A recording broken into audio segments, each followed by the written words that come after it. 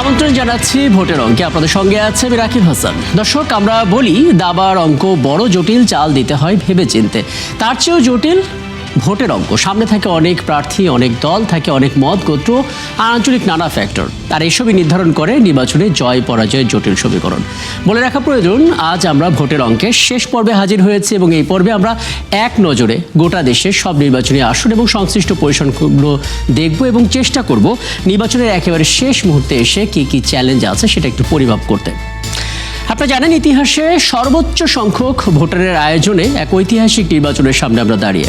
12,77,00,000-এরও বেশি ভোটারের মধ্যে প্রায় অর্ধেকই নারী। এর মধ্যে আবার 36.5% তরুণ ভোটার। সংখ্যার হিসেব করলে সেটা হচ্ছে 4,66,00,000। এর অর্থ দাঁড়াচ্ছে, যারা ভোট দিতে যাবেন কেন্দ্রে তাদের প্রতি 10 জনের মধ্যে প্রায় 4 জনই তরুণ ভোটার। তৃতীয় লিঙ্গের ভোটার রয়েছে 1,222 জন। বাকিটা আমরা কিছু নির্বাচনী তথ্যের মধ্য দিয়ে জেনে নেওয়ার চেষ্টা করি। শুরুতে বলে রাখা দরকার যে এবার এক ইতিহাসের সর্বোচ্চ সংখ্যক ভোটারের উপস্থিতিতে ভোট হচ্ছে। সেই হিসেবে মোট আসন বরাবরের মতো 350টি, সরাসরি ভোটে আসন 300, মোট সংরক্ষিত নারী আসন 50। এবং আমরা প্রার্থীদের মধ্যে দেখতে পাচ্ছি সর্বনিম্ন বয়স 25 বছর এবার প্রার্থীর। মোট প্রার্থী তালিকা 2034 এবং সংখ্যাটাও বেশ বড়।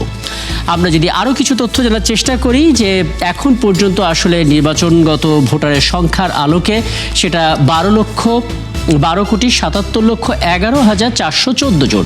এবং খেয়াল করলে দেখা যাচ্ছে নারী ভোটারের সংখ্যা প্রায় পুরুষ ভোটারের অর্ধেক, 6,28,00,000-এরও বেশি।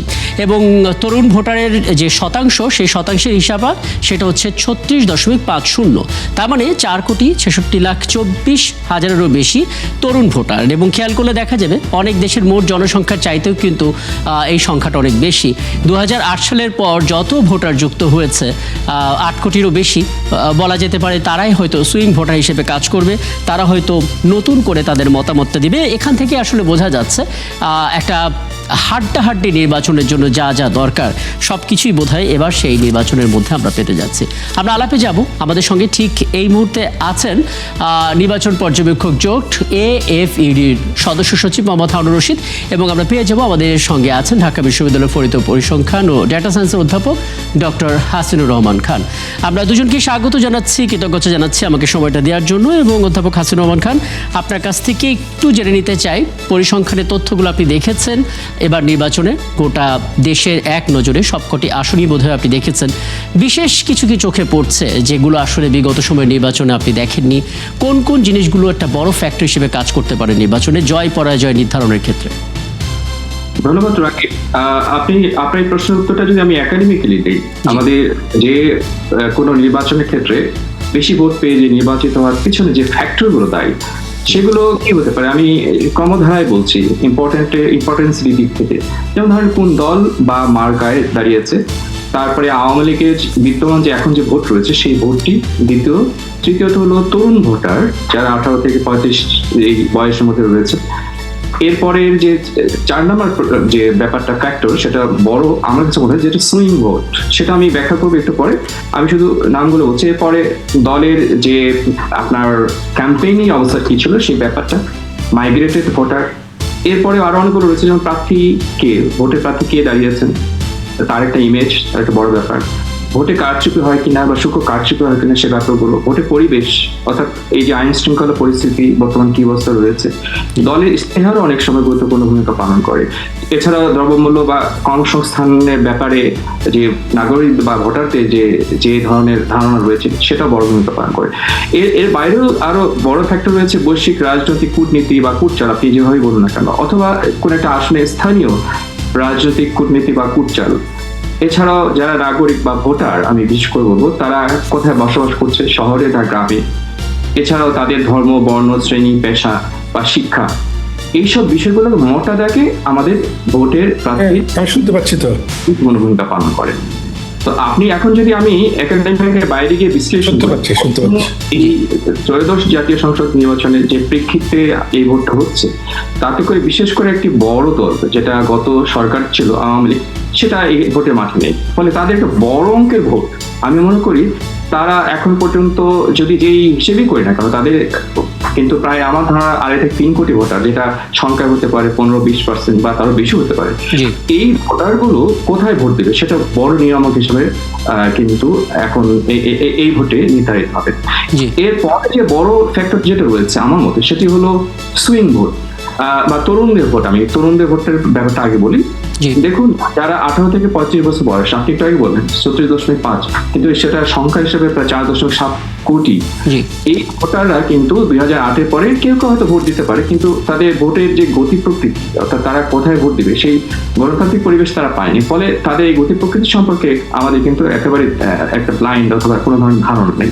ফলে এদের মধ্যে আবার আরেকটি বড় অংশ রয়েছে। আপনি জানেন যে 24-এর গণ অভ্যুত্থান বা 24-এর যে উত্থান বা রাজনৈতিক পটভূমির পরিচয় পিছনে যে জেএনজি যারা এখন ভোটার, তাদের বয়সটা কিন্তু আপনি যদি বিবেচনা নেন সেটা হলো 18 থেকে 28 বছর। অর্থাৎ এই যে 11 বছরের বয়সে যারা ভোটার রয়েছে তারা কিন্তু জিএনজি, তারা মূলত মুখ্য ভূমিকা পালন করবে। অর্থাৎ এই তরুণ ভোটারের মধ্যেও এই জিএনজি অংশটুকু আমি মনে করি, এবং সেটা বর্তমান যে ভোট ব্যাংক রয়েছে, টোটাল ভোট রয়েছে, আপনি যেমন 12,77,00,000, এর প্রায় 25%, যেটা যদি আপনি হিসেব করেন সেটা 3.2 বা 3.3 ক্রোড়, যেটি আসলেই একটা বড় অংশ। এবং আমাদের এই সুইং ভোটারের বড় পার্টিতে রয়েছে কিন্তু এই অংশে। ফলে মেজর আপনি যদি বলেন এই ভোটের নির্ণায়কের ভূমিকায় বড় ধরনের ভূমিকা পালন করবে এই সুইং ভোটার। কারণ দেখেন, এই 24-এর অভ্যুত্থানের পরে বা 24-এর যে পটভূমির পরবর্তীতে এই তরুণ সমাজের যে আকাঙ্ক্ষা চাহিদা, সেটার পরিপ্রেক্ষিতে এই যে বৃহত্তর যে দুটি দল রয়েছে বা জোট আমরা দেখছি, তারা কোন অংশে তাদেরকে কিভাবে অ্যাট্রাক্ট করবে, এবং এর অধিকাংশই হয়তো কোন একটা দলের দিকে ঝুঁকে আছে। আর ছোটখাটো যে জরিপ গুলো চলছে সেখানে আমরা বুঝতে পারছি। ফলে অন্য দল যারা পিছিয়ে আছে, আমি নাম বলছি না, তারা এই চ্যালেঞ্জটা তাদের জন্য একটা বড় চ্যালেঞ্জ হয়ে যাবে। একদম পরিষ্কার। আমি একটা ধারণা তো পেয়ে গেলাম। আমি একটু বোমা থাউন রশিদ আপনাকে আমন্ত্রণ জানাই এবং আপনার কাছ থেকে একটু ধারণা পেতে চাই। মানে খুব কনসার্ন ছিল আসলে একটা ঐতিহাসিক নির্বাচন, এবং যেই প্রেক্ষাপটে নির্বাচনটা হাজির হচ্ছে সেটা খুব একটা সহজ ছিল না। শেষ পর্যন্ত আমরা দেখতে পেলাম ক্যাম্পেইন শেষ হলো, এবং এই যে যাত্রাটা, এই যাত্রা পর্যন্ত সব কিছুই সাকসেসফুলি হলো। বড় কোনো ঘটনা এখন পর্যন্ত ঘটেনি যেটা নির্বাচনটাকে প্রশ্নবিদ্ধ করতে পারে। এরপর নতুন একটা পরীক্ষার সামনে, যেটা বলা যেতে পারে মূল পরীক্ষা, ভোট গ্রহণ এবং ভোট কাউন্টিং। একটু বলবেন আসলে আপনি আপনার জায়গা থেকে কি কি চ্যালেঞ্জ সামনে দেখছেন নির্বাচন কমিশনের জন্য? ধন্যবাদ আপনাকে এবং আমাদের যারা 71 টিভিতে আমার সাথে সহ আলোচক আছেন এবং যারা দর্শক শ্রোতা আছেন তাদেরকে অভিনন্দন। এবং আপনি সত্যি বলেছেন, আমরা যে বাংলাদেশের যে হিস্ট্রিটা ছিল, বিশেষ করে যে ইলেকশন পূর্ববর্তী যে ভায়োলেন্সের যে হিস্ট্রিটা, সেটা কিন্তু খুবই সুখকর ছিল না। কিন্তু এবারে দেখলাম যে আমরা আজকে পর্যন্ত এমন কোনো ব্যাপক সংখ্যক কিন্তু ভায়োলেন্সটা হয় নাই, হুইচ ইজ ভেরি গুড। যেমন ইলেকশন কমিশন থেকেও এটা ডিক্লেয়ার করা হয়েছে 237টা যে ইনসিডেন্সের ঘটনা ঘটেছে, এবং যে ডেথ যেটা সংখ্যা সেটা 17 জন হলো, ইলেকশন রিলেটেড হলো 60টি। এগুলোর করে তুলনায় বহু গুণে বেশি ছিল কিন্তু আমাদের আগে যে পূর্ববর্তী নির্বাচনগুলো হয়েছে।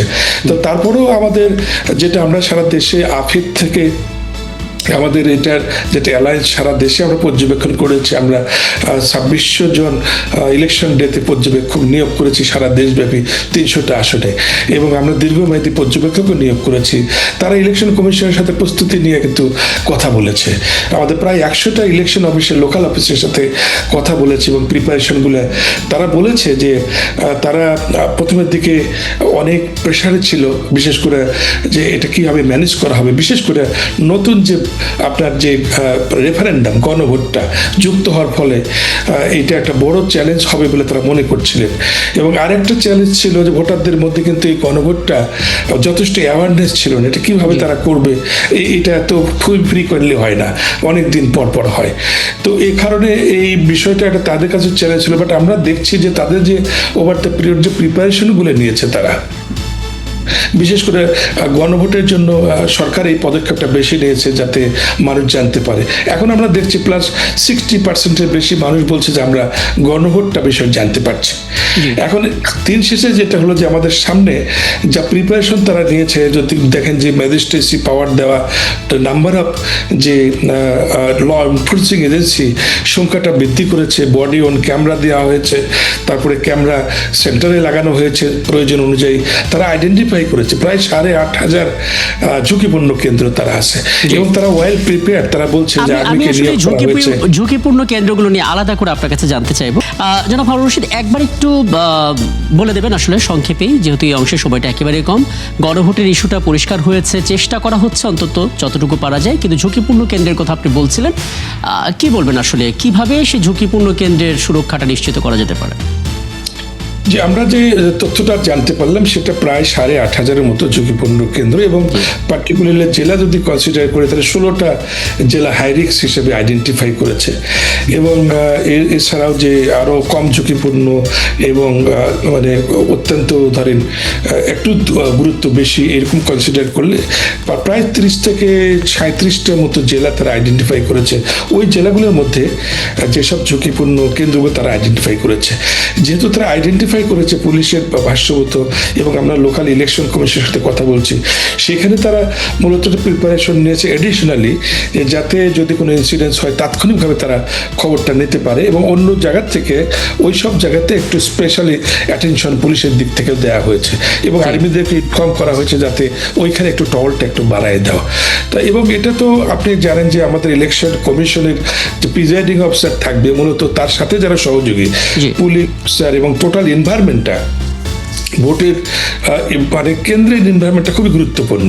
যদি মেসেজটা এরকম যায় যে খুব স্বাচ্ছন্দ্যে ভোট দেওয়া যাচ্ছে, তাহলে অনেক ভোটাররা কিন্তু ওখানে আসবে এবং অনেক ধন্যবাদ। এই বিষয়টি স্পষ্ট হলো। আমি সবশেষ ডক্টর হাসিনুর রহমান খান, দুটো বিষয় একটু বলবো। প্রথমত, আপনি যে ফ্যাক্টরগুলো বললেন তার ভিতরে যদি দুটো ফ্যাক্টর যুক্ত করা যেতে পারে, প্রথমত মব জাস্টিস, দ্বিতীয়ত হচ্ছে অপতথ্য, এই দুটো কতটা ভোগাতে পারে এবং কি ধরনের সচেতনতা জায়গা দরকার আসলে, খুব সংক্ষেপে। জি আচ্ছা, গুরুত্বপূর্ণ এখন নির্বাচন প্রায় শেষের দিকে। দেখুন, আমরা কিন্তু দেখছিলাম যে বিভিন্ন প্রার্থী একটা আসনের মধ্যে অথবা দলগতভাবে যে ধরনের বট বা ধরেন ফটোকার্ড অথবা ফেক নিউজ দিয়ে কিন্তু হেনস্থা করার চেষ্টা চলছিল।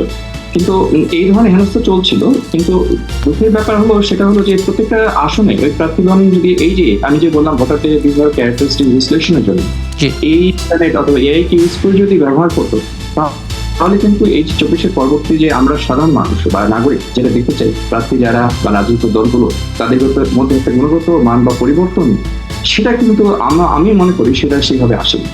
এটাই সবচেয়ে বড় প্রত্যাশিত ছিল, কিন্তু এটাই অনুপস্থিত। আর আমি মনে করি যে এই ভোট কেন্দ্র বা আশেপাশের জায়গার যে নিরাপত্তা ব্যবস্থা, সেটা কিন্তু এআই বড় ভূমিকা পালন করবে নিঃসন্দেহে, পরোক্ষ বা প্রত্যক্ষ। অনেক ধন্যবাদ, কৃতজ্ঞতা আপনাদের দুজনকেই। এবং ভোটের অঙ্কের শেষ আয়োজনে মূলত আপনাদের এই চমৎকার বিশ্লেষণের প্রয়োজন ছিল এবং সেটা আমরা পেলাম।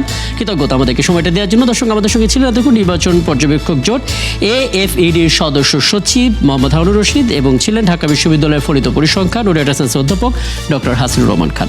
এবং দর্শক, এরই সাথে টানা 40 দিনের ভোটের অঙ্ক শেষ হলো আজ। একই সাথে নির্বাচনের ক্ষণগণনায় প্রবেশ করলো 71 এবং জেনেছেন নিশ্চয়ই ত্রয়োদশ জাতীয় সংসদ নির্বাচনের প্রতি মুহূর্তের সব খবর তুলে ধরতে চায় 71। আর এই জন্য টানা 72 ঘন্টার সম্প্রচারে থাকবো আমরা। আর এই আয়োজনের নাম আমরা দিয়েছি নির্বাচনে বাংলাদেশ।